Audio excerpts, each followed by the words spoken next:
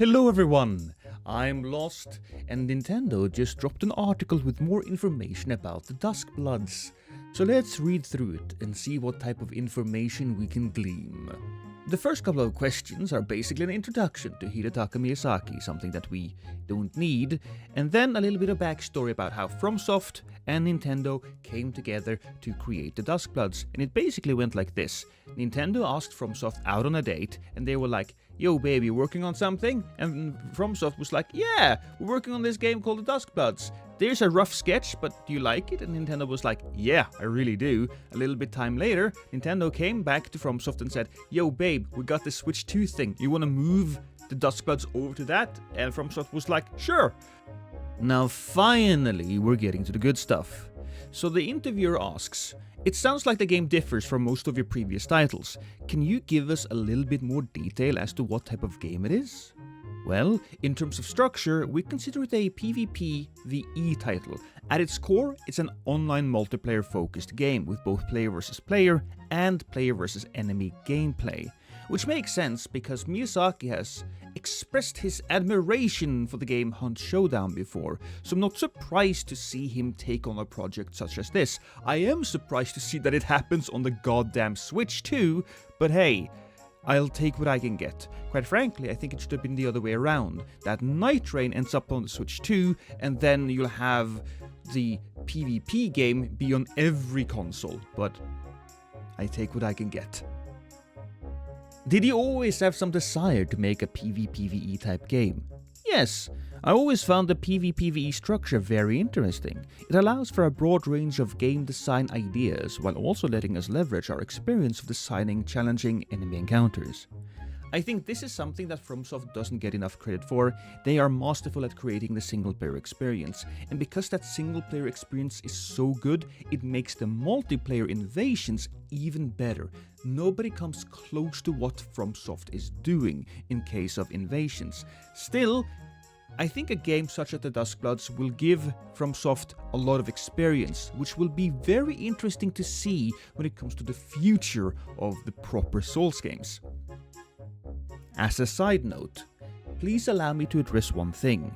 As previously mentioned, this is an online multiplayer title at its core, but this does not mean that we as a company have decided to shift to a more multiplayer focused direction with titles going forward. The Nintendo Switch 2 version of Elden Ring was also announced, and we still intend to actively develop single-player focused games such as this, that embraces our more traditional style. Exactly.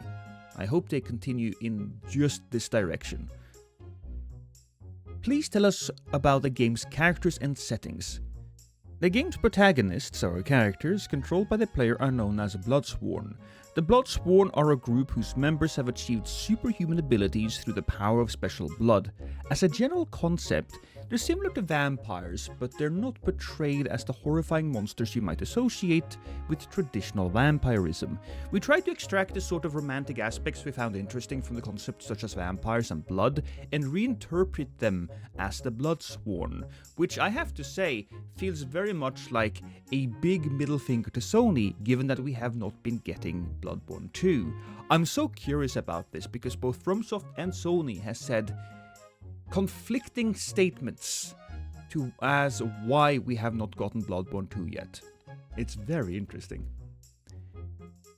In the Duskbloods, the Bloodsworn are competing for something known as First Blood. As human society reaches an end, First Blood flows in an event known as the Twilight of Humanity.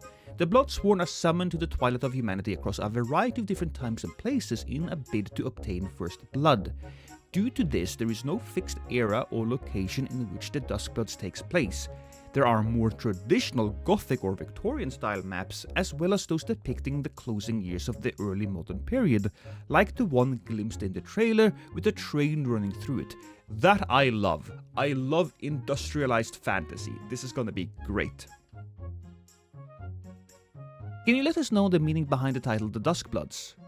I feel like that's pretty obvious, but let's go anyways. The Duskbloods directly refers to the Bloodsworn themselves.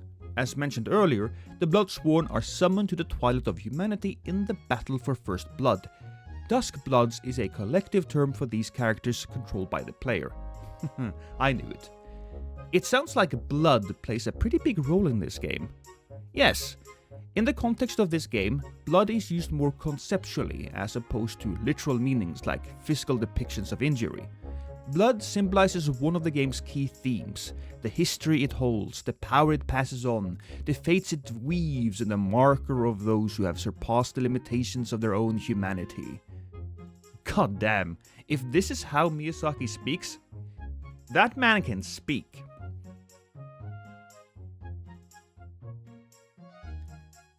Part 2. Superhuman abilities and opportunistic behavior. Ooh, opportunistic, eh? What are some characteristics of the Bloodsworn? There are several reasons we put the player's focus on the Bloodsworn, with one of those being character actions. The Bloodsworn possesses superhuman abilities thanks to special blood, so their actions are more dramatic than anything seen in our previous titles. Even basic character actions in this game, such as sprinting, super jump, and double jump, are designed to be dynamic and stress-free, and are complemented by each character's own unique weapons and abilities, allowing for a wide range of creativity. I have to say though, I am a little worried given that you have super jumps and double jumps, that might create a PvP system that is a little not to my taste, but this is From Software talking about, and I have confidence that they will deliver a quality product even so. Also, and while this isn't directly related to the Bloodsworn themselves, the setting allows for the depiction of firearms and such, and every character is equipped with some means of attacking from a distance. I feel this is one of the game's unique aspects when compared with our previous titles. I hope these new action elements are one area that the players will enjoy. Earlier you referred to the protagonist or characters as plural. Does this mean that the player will be able to choose from multiple different characters? Yes! There are over a dozen characters for the players to choose from. Ooh, a dozen players. A dozen! Interesting. Each with their own identity and appearance. I think there are a lot of unique elements to the characters' designs and the weapons they use, so hopefully players can find one or two favorites amongst them. Also, each character can be customized to a certain extent, allowing players the fun building of a character that feels like their own. That's classic FromSoft.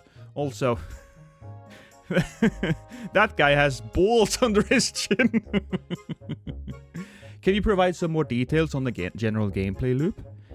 The game has a so-called hub area where the players can choose their characters, customize them, and enter online multiplayer. I love hub areas, I'm so excited for that. Online multiplayer supports up to 8 players. Upon concluding an online match, players then return to the hub, at which point they receive some sort of reward, whether they win or lose. Using these rewards, players can further customize their characters, and so the cycle continues. Online matches are generally last player standing. Oh, okay. However, there are certain cases where victory conditions differ. For example, the players may be tasked with teaming up to take down a powerful boss enemy, or find themselves in other special circumstances.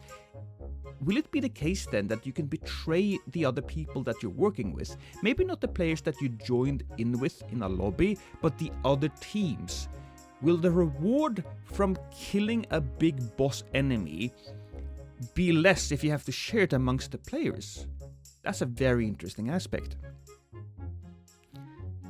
So victory conditions are influenced not just by PvP results, but PvE results as well.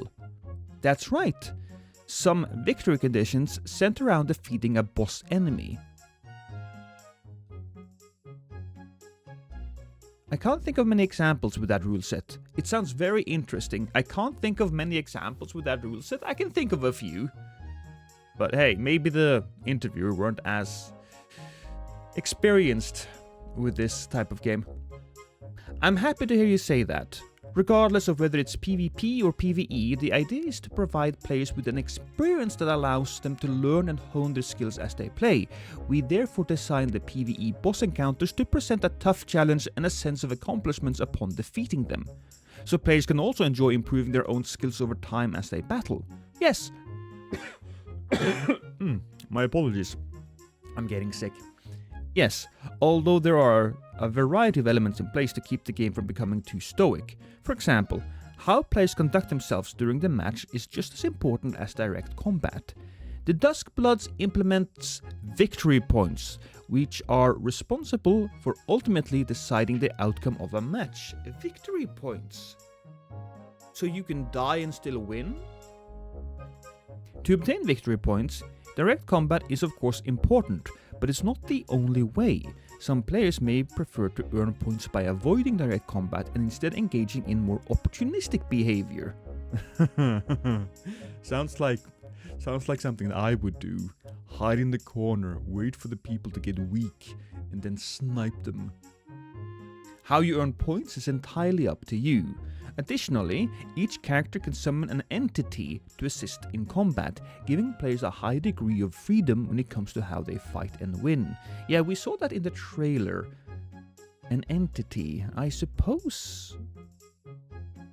We'll see how that works out, especially in a game with a lot of movement such as this. That being said, my god, that's a cool ass looking character. I love that design, that's incredible. Another important aspect is match variables, such as the event system. This system has the potential to alter the course of the match, such as a special enemy spawns and additional objectives with accompanying bonus rewards. In the trailer, you may have noticed a giant stone face looming in the sky. Yeah! This is one example of the events that can occur in a match. In this case, the appearance of the stone face affects the environment and changes match rewards, which can have immediate impacts on player motivations and objectives. These events don't happen all the time, and I hope discovering them gives the player some incentive to keep coming back. It sounds like even those who tend to shy away from PvP can still enjoy themselves. That was the intention. I personally am not so much of a PvP person and wanted to make something that's satisfying even for players like me. It's interesting that Miyazaki says this because I think that specific thing about him is what makes his PvP stuff so appealing to me. While the goal of a match is to obtain first blood, there are personal objectives that provide separate rewards to the player as well, so I hope these add to the fun of each engagement. This is what I really wanted in Elden Ring, that you can have dungeons where you have personal objectives that you can try to achieve, while also invaders coming in and trying to mess you up. If they had some of this, if they had this and it got activated during your exploration of the dungeon area, oh my god, it could be so fascinating for a PvE, PvP, PvPvE game.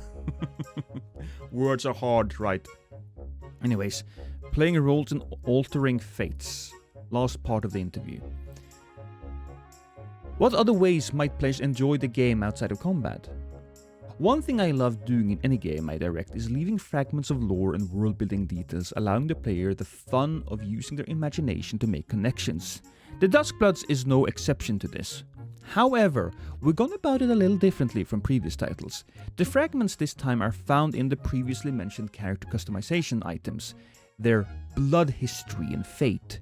Customizing a character will reveal a piece of information regarding the world and its unfolding story. You customize their blood history and fate. Yes, analyzing and altering a character's blood history and fate allows players to customize all sorts of things, from their abilities, appearance, and inner characteristics, to the role they play in the world and their relationship with other characters. Focusing these elements on the concept of blood, or blood history and fate, allowed for a deeper exploration of customization, and is another reason why we place the Bloodsworn as the protagonists. So maybe you get to choose whether your character should be more PvE focused or PvP focused. Maybe you can customize a character that gets more victory points from killing players, and some players might get more victory points from killing PvE. Very interesting. Very interesting. Do you mind sharing any other points you personally find interesting? One area I haven't talked about yet is roles. In online play, roles gives players special responsibilities and objectives that often lead to unique interactions and relationships between players based on their corresponding roles. Sounds good? That's probably not much info to go on. Oh, come on, man! So allow me to provide a few examples, but please note we're still finalizing some of the naming and details. For example, if a player possesses the Destined Rivals role, another player is designated as their rival and they are tasked with finding and defeating that player. Doing so counts as achieving a personal goal, as I said earlier, separating from the overall victory conditions. Another example is Destined Champion, where one player is required to seek out another designated as their champion, which results in a special reward if they form a bond with another. Oh, you can become bros! Roles can be assigned to any characters via blood customization, allowing players to enjoy role-playing in a literal sense and hopefully adding the drama of these engagements. Oh, that sounds like super exciting. Honestly, I am so annoyed that this game is not on all consoles because I think that's gonna gimp the YouTube audience, but it does sound like this would be amazing as far as YouTube videos is concerned, with a lot of different engagement ending differently depending on the roles of the different players. You don't know if you can trust them or not. It's gonna add to the drama. Oh, this is gonna be super good for YouTube videos. Damn you, Miyazaki, for making this a Switch 2 exclusive. God, I'm gonna have to spend so much money on this. Kind of like how players can pick their roles in a tabletop RPG. Exactly! While not entirely intentional, it may reflect my own interest a bit. It might seem a little unorthodox at first, but I hope players will give it a try. That reminds me, I was curious about the winged rat character seen in the trailer. Can you provide some more details as to what role this character serves? That character shares a similar role with the Firekeepers from Dark Souls series. They remain in the hub area, providing the player with advice and guidance. Well, he looks super cute, so that's good. I didn't want to kill him. I suppose you could say we tried doing something a little Nintendo-esque in the spirit of the partnership. What do you mean by that? We tried something cute for a change. Although I will say this character is actually an elderly gentleman. Is there anything else you'd like to say before we finish? In addition to creating a PvPvE title, we tried our hand at introducing a lot of new interesting ideas with the Duskbloods, from superhuman player actions, a free-form combat approach, and a gameplay that's dynamic and dramatic to romanticized aesthetics of the Bloodsworn, deep character customization, and fragmented storytelling. I think there's a lot to appreciate and enjoy in this title, and I sincerely hope players will look forward to it. Thank you very much for your time. The more I read about this game, the more excited I become. But my excitement is always tempered by the whole, well, it's a Switch 2 title. Still, even if this game is not the next big thing from FromSoft, it will give them plenty of opportunity to perfect their PvE VP systems. This game may focus on the PvP aspects with some PvE systems, but the traditional single-player experience always had that element of PvP, which is downplayed, but I hope with this game, maybe they will find some mechanic that they really appreciate and they will put it in their next proper Souls title so we can get more interesting gameplay. I may have said that a few times now, but I'm just super excited about it. Anyways, let me know what you guys think in the comments down below. Again, I'm sick. I've just woke up. I haven't had breakfast yet. I appreciate if you watched this far. If you did, say giraffe or something in the comments so I know you did. Love you.